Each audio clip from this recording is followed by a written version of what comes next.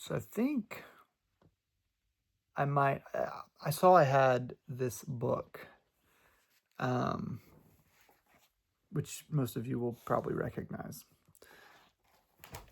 I saw I had a copy of that book still laying around, kind of on top of a box, and it got me thinking. I've got nieces and nephews who are growing up now, and I want to kind of curate some good books that I used to love. But I want them to be ones that kind of hold up.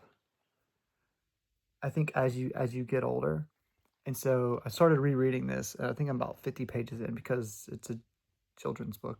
It reads very quickly for a 32-year-old. Um, and I'm kind of enjoying it. I don't know. Part of me is like, I need to read the whole series because I never finished the series when I was a kid. I did watch the Netflix thing when it came out a few years ago, and that piqued my interest and almost got me to do this. But I don't know if I'm going to read the whole series, although it's very tempting, and I could. It would probably take a couple of weeks because, you know.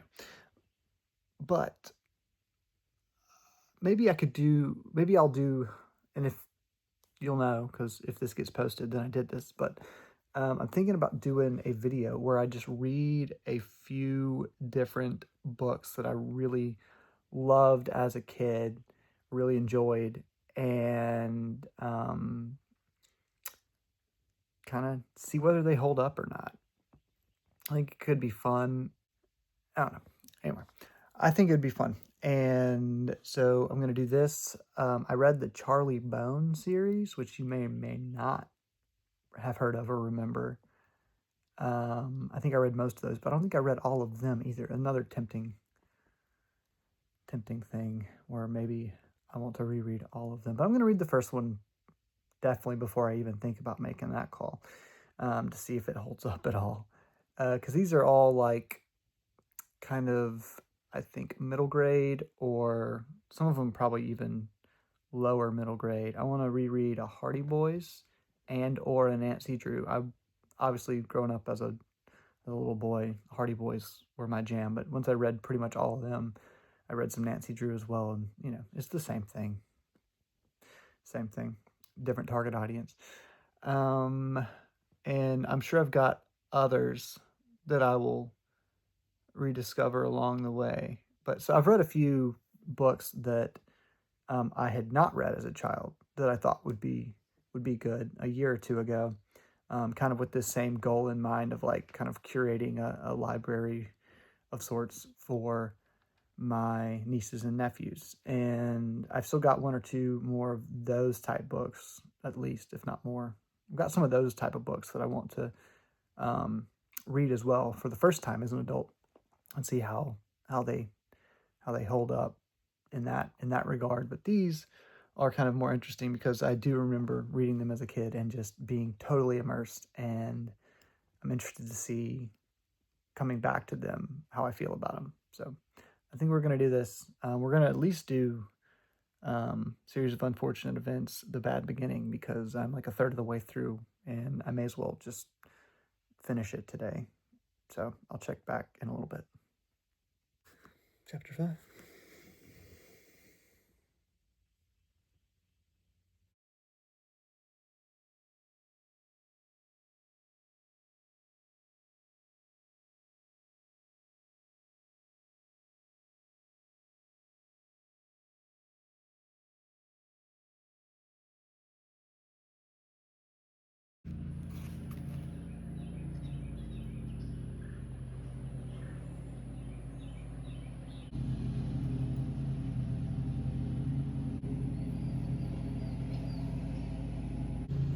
Right, I finished The Bad Beginning, and I guess I should clarify what I mean by does it hold up at this point, because obviously as a 32-year-old man, I see how ridiculous a lot of like the setup and everything in this book is, but I also thoroughly enjoyed reading it, and I think that's more what I mean by does it hold up. Like, can I still take something away from it and enjoy it at my age now? And I think the answer to that is absolutely yes.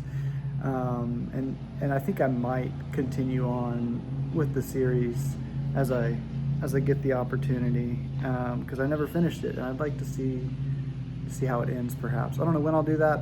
Not top of my priority list, um, but I do think it could be fun, and obviously I can just pass the books on when I get done with them, which is nice. Um, be cool.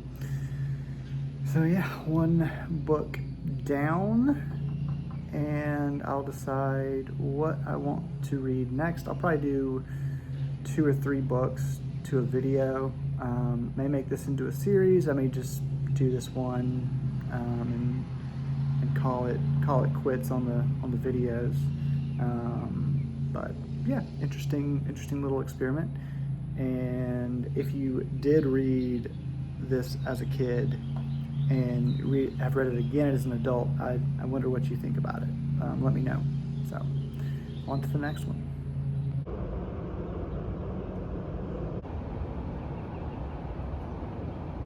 May or may not have decided to start book 2. It is what it is.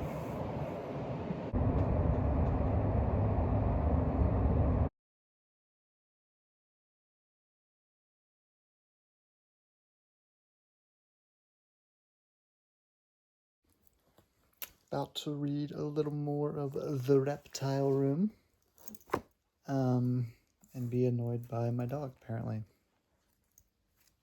She likes attention. I do give her attention, okay? She was so needy that people are like, give her attention. I do give her attention. She just always wants more. And I can't always give her more. So, there you go.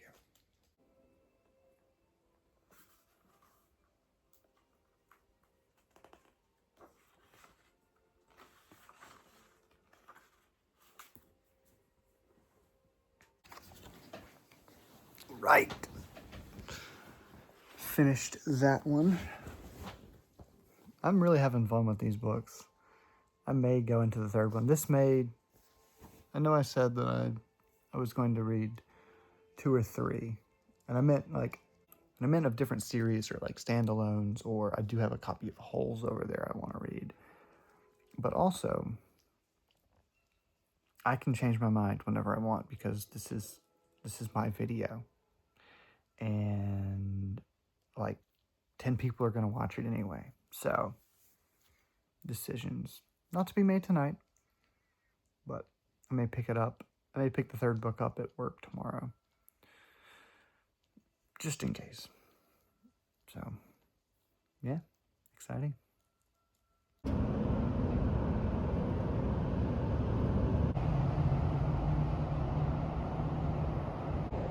It's the next day, and I'm starting book 3 because why the hell not?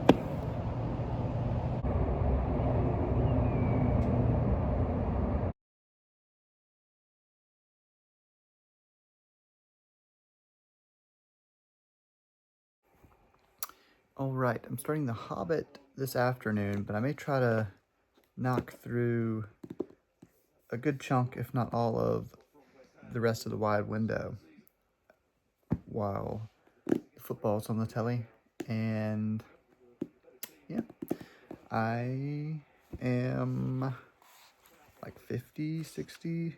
I am about 55 pages in. I think it's a little over 200, but the pages are tiny. So I reckon it'll take an hour and a half, 2 hours of reading. So we'll see. But knock a chunk out right now. So.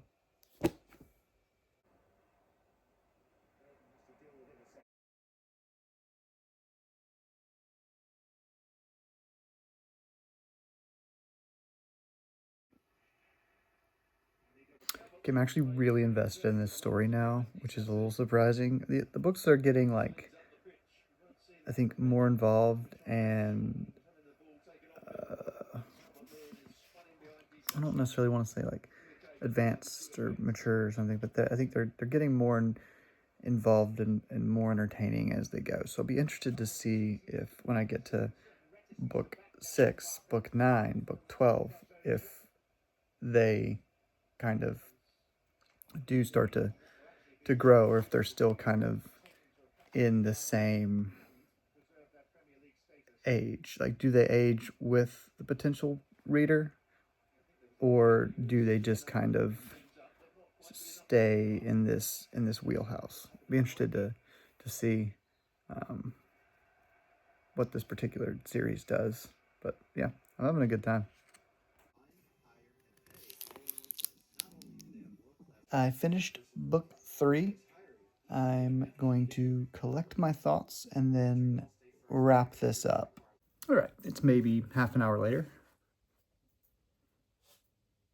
And I'm just going to talk briefly about the 3 books that I've read so far. And I am having a lot of fun. Now, I think that if I was reading them for the first time as an adult, like I had never read the series before, that it would not be the same. I definitely think that nostalgia is playing a part in this, because I read and loved the first 6 to 8 of these as a kid. And I think that to say that that is not affecting my judgment of these books, I think would be silly at best. But I am having a good time. And I think that the fact that I'm able to read these at 32 years old and have a good time doing so is a good sign for what the books are. I think that a parent reading these with their kids would be able to enjoy them along with their kid. There's like a dark, sinister thing going on, but it's also kind of written in a way that lightens that. Like, there's the sort of comedic tone. Comedic's probably the wrong word, but there's the tone of the narrator and the self-insertion of the narrator, I think, serves to lighten it up, because these would be really heavy books for kids to read with all these bad things happening all the time if they were written in a different way, like purely based off of the events and the plots of these books. They could be potentially scary for children, but I think that because of the way that they're written, that they really aren't that scary, and I think they are entertaining. And I'm only through the first 3. They're very episodic. From what I understand, later on in the series, it finally gets away from that sort of episodic mode and moves more into like a sequential narrative that kind of expands the story, and it starts becoming more interesting overall. So as fun as these are, I'll be interested to get to the end half of the series, the back half of the series, and be able to kind of look at them and look back at these and just have a bigger view, I guess. Does that make any sense? Am I just talking out my ass? But yeah, if you've never read these before and you have kids that are probably, I don't know, 8 or 9. I don't know. I don't have kids, so I don't. I've got nieces and nephews that I want to be able to read these books at some point, or to have them read to them. I don't know when the best time to start is. Maybe someone else can tell you that. But if you do have kids that are kind of maybe interested in these books and you want to read along with them, I think that would be a really cool thing to do. I also like that the book is not afraid to use bigger words and kind of explain them in a fun way. It'll kind of be like, a word which here means this, and or like they'll explain, the adults all talk down to the children as if they're all idiots, and they're not. The children are brilliant and capable, but they do have, they're not like just, they're not just adults, right? They're able to solve these problems and figure things out. Klaus is very well read. Sunny can't speak, but she's still kind of really bright and intelligent and her own way, but she's like a year or two at this point. I mean, she's a baby, so like at most like a year or two, I think. But she's very good at biting things, which is funny. And then Violet is very good at inventing things. She's like 14. I think Klaus is like 12.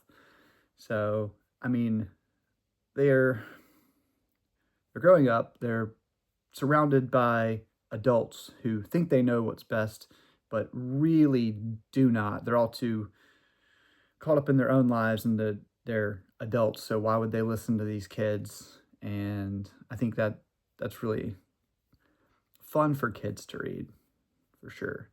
Um, a world in which the adults are not always right. And I mean, I think it's also kind of a thing if you were reading this as a parent or something, like maybe you do need to listen to your kids. Like, yeah, of course they're not always going to be right, they're kids, but maybe sometimes when they're trying to tell you something. And I'm sure most or plenty of parents do that, but I think it's interesting that that's all kind of worked into these books. Yeah, they're just really fun, and I look forward to continuing the series pretty soon.